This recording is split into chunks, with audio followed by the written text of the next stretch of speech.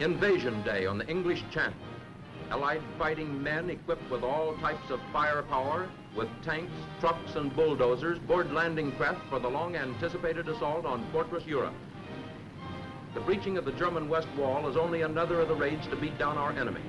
North Africa, Sicily, Italy, New Guinea, the Bismarcks, the Solomons, the Carolines, the Marianas, and now France. Here on the coast of Normandy, Allied troops slash into Germans in the greatest amphibious operation of all time. Thousands of landing craft of all kinds unload the fighting men on the beaches. With the regularity that comes from careful planning and from the machines to help carry out the plans, landing craft come on in waves, waves of destruction for the Nazis in their breached and blasted fortress. This is June 6th, the day on the French coast. At Detroit Diesel on D-Day-1, workers turn out to celebrate the completion of the 100,000th GM diesel invasion engine. General Manager W.T. Crow congratulates Factory Superintendent Jack Forsyth and other plant representatives on their accomplishment, and the men and women of Diesel are proud of their record. To Mr. C.F. Kettering, Vice President of General Motors, who with his research men has contributed much to the development of Diesel, falls the honor of presenting the 100,000th Diesel to the Navy. Mr. Crow, ladies and gentlemen of the Detroit Diesel, it's a great thrill to me to be out here and see this tremendous expansion that's come in this business. As Bill tried to give you an outline of the ups and downs of any new thing, but when you think of in only 6 years' time, we've gone from a shop that was hoping the engine would work to one in which we have this tremendous pressure, and this 100,000 engines represents 22 million horsepower. Of course, in this power war that we're in now, horsepower, we have to have a plenty. As you know, when we were running a normal automobile year, when we was making, say, 4 million cars, if you counted each car 50 horsepower, that was 200 million horsepower that we were turning out each year in automobile engines. Well, now with all the aircraft and all the diesels and everything, the amount of horsepower that's taken to overcome these peculiar ideas that Mr. Hitler had is quite sizable. I know of no one that I would sooner present this engine to or unveil it in his presence than Admiral Taylor, who is here today. So, Admiral.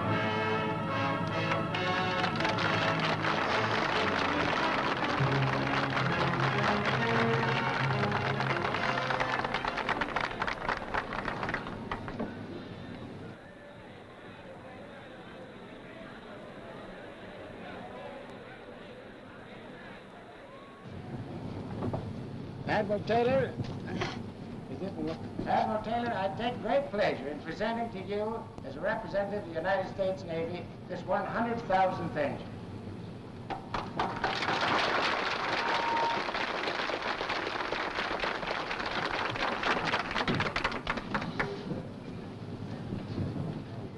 Thank you very much, Mr. Kettering.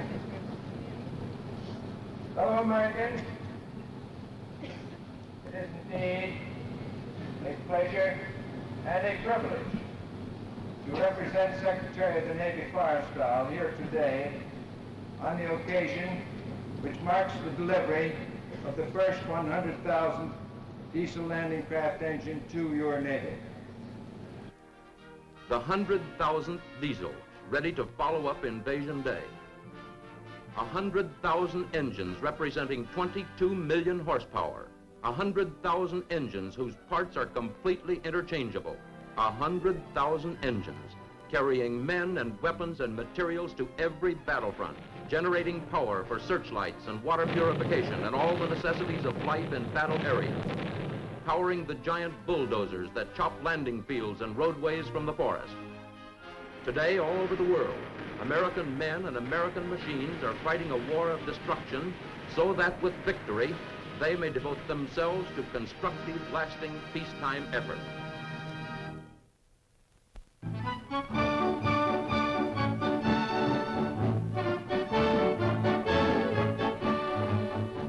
It's the show for 1944 with emphasis on air-mindedness. The industries of Detroit join with the Army in the Army Air Show at the Detroit Airport. It's a far cry from the first automobile show, which introduced those flashy models of 1900 and 1901. But the Air Show follows in that tradition, with just about all of Detroit's industries represented. That's the GM exhibit there, for instance, marked by the glistening tent. Crowds pack jam the show every day, and there are special sessions like this morning's for night shift war workers and their families. Most of the old favorites of the days before gasoline rationing are here. Today, they're displaying machines of war in place of straight eights and convertible coupes with white sidewall tires. Here's Cadillac's M5 tank, Pontiac's anti-aircraft gun, Oldsmobile's automatic aircraft cannon, and here's Packard and Hudson. Ford presents the amphibious Jeep. And here's the Ford-assembled Liberator bomber, powered by Buick and Chevrolet-built Pratt & Whitney engines. These young ladies show keen interest in the Liberator. It's just like the one their Tom and Dick and Joe are using to blast the jets. General Motors, one of the largest producers of firepower, aviation power, and aircraft, is well represented. Chevrolet is here, and so is the Diesel Pancake. Fisher Body shows the General Sherman tank, one of the meanest weapons on tracks. Just ask Field Marshal Rommel. Johnny there tells his ma that Uncle Fred is a gunner on one of those babies. So Johnny wants to find out how the General Sherman takes them there and brings them back. He does. The airplanes draw the crowds, especially such favorites as Eastern Aircraft's Avenger torpedo bomber. But the big attraction seems to be over here. It's GM Truck and Coach's Duck. Do your stuff, Duck. And the Duck does, showing just how it helped in Africa, Sicily, Italy, and France. It's really something to hold the attention of these boys and girls. Sometimes there's hidden drama in a tank, in a gun, or in a plane that reminds somebody of somebody else in uniform. There is a comfort in the knowledge that the somebody out there has the best that can be built. And that comfort is what the 1944 show tries to bring to all the somebodies back here.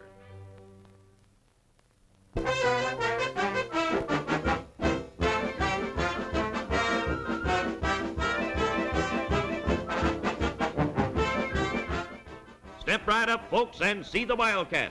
The Wildcat that flies, the killer of Japs and Nazis. Not the only one in existence, the 2,500th of its kind. The flying, fighting, wilder Wildcat of Eastern Aircraft Division.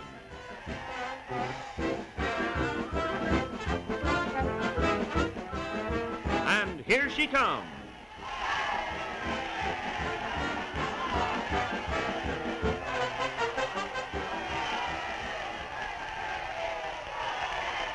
The first of these General Motors Wildcats made their appearance at this same Linden plant on September 1st, 1942, only 7 months after the formation of Eastern, a combination of 5 former GM automotive plants. That first Wildcat caused quite a lot of excitement around Linden. Since that memorable day, these powerful, stubby-winged, carrier-based warplanes have made history in the hands of Navy and Marine Corps aerial fighters.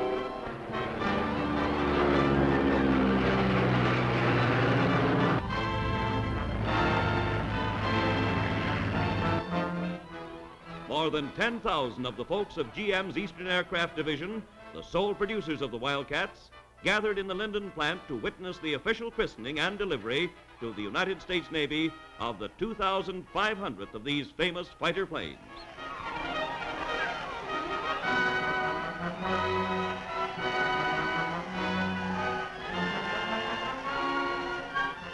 George Auld, assistant manager at Linden and master of ceremonies, introduces P.E. Baugh, Linden plant manager.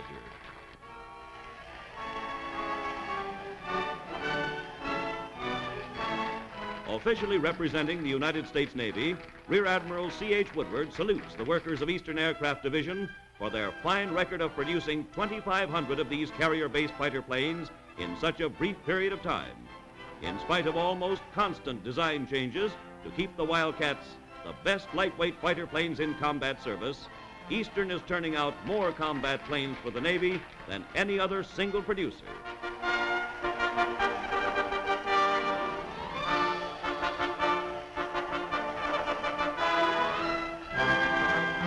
Queen of the day and sponsor of the 2,500th Wildcat is vivacious Mary Martin, Broadway goddess and musical comedy star of One Touch of Venus. Well, here we go, folks. Bring on that bottle of champagne. And where's that flying, fighting Wilder Wildcat?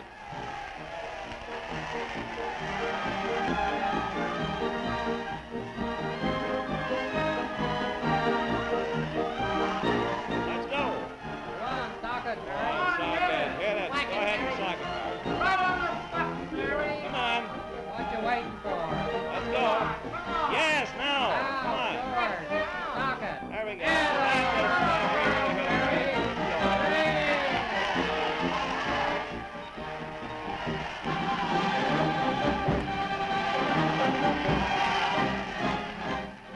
Thus was christened a new and wilder Wildcat, destined to bring new combat strength and striking power to Navy and Marine Corps fighting pilots, and new credit to Eastern Aircraft Division of General Motors.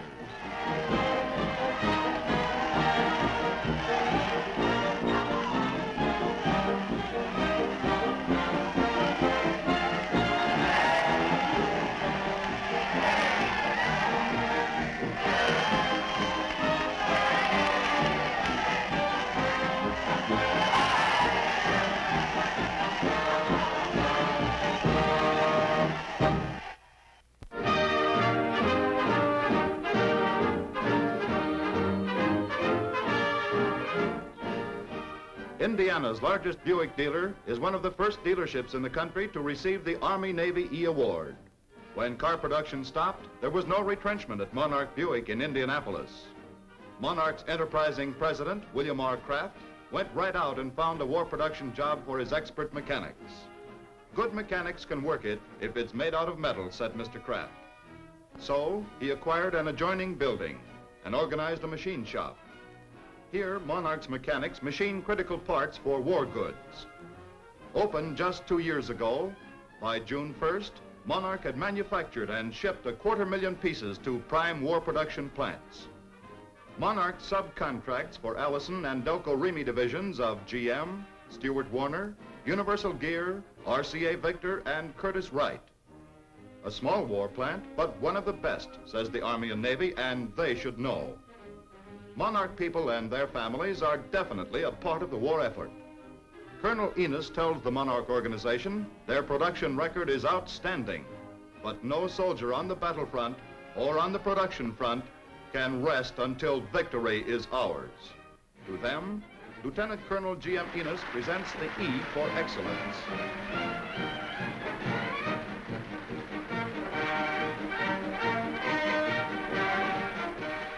For the Navy, Lieutenant Commander R.W. McGregor thanks Monarch for meritorious and distinguished service in time of need. The Governor of Indiana is on hand to congratulate Indiana's active sons. Monarch employee representatives received their E-pins from Private Richard Ensley, native Hoosier wounded at Anzio. For his organization, Mr. Kraft accepts the award and tells of some of the troubles that faced Monarch in the early days. At first, we didn't know which side of a turret lathe was up, says Mr. Kraft, but we rolled up our sleeves and found out. He pledges his organization to continue the good work, to make the Army and Navy as proud of Monarch as Monarch is of the E for excellence. But this is only a part of the excellent job done by the Monarch organization. Mr. Kraft has maintained a complete service setup, separate from the subcontracting machine shop, but essential too. Necessary trips must be made every day. This means automobiles need lubrication. A motor tune-up makes that older car perform better, helps speed our vital highway transportation. Wheel alignment saves wear and tear on tires that must travel extra miles. And there's service needed for cars that get into accidents that shouldn't happen but do. Today at Monarch, the servicing and repair of automobiles still goes on. And there are few jobs more important than that of helping the community to keep its transportation rolling.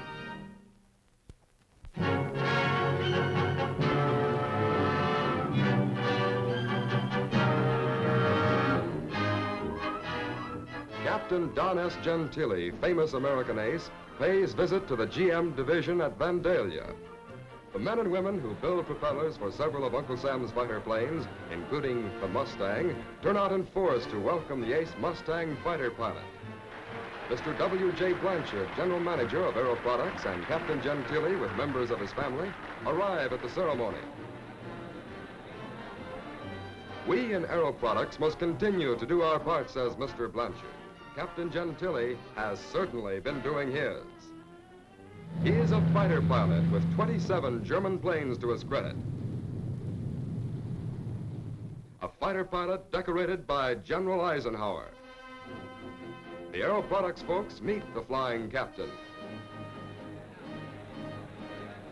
I'd rather be flying a Mustang than making a speech, says Captain Gentili. So I'll just thank you for the propellers you've sent to the Air Forces and tell you that production and bond buying are the things you can do to keep the boys on the victory trail. Now for a look at the plant to see the aeroprop in the making. Yes, it's a good job, a great job that America is doing. It's craftsmen, technicians, and flyers working together to bring defeat to the enemy and a return to the way Americans like to live.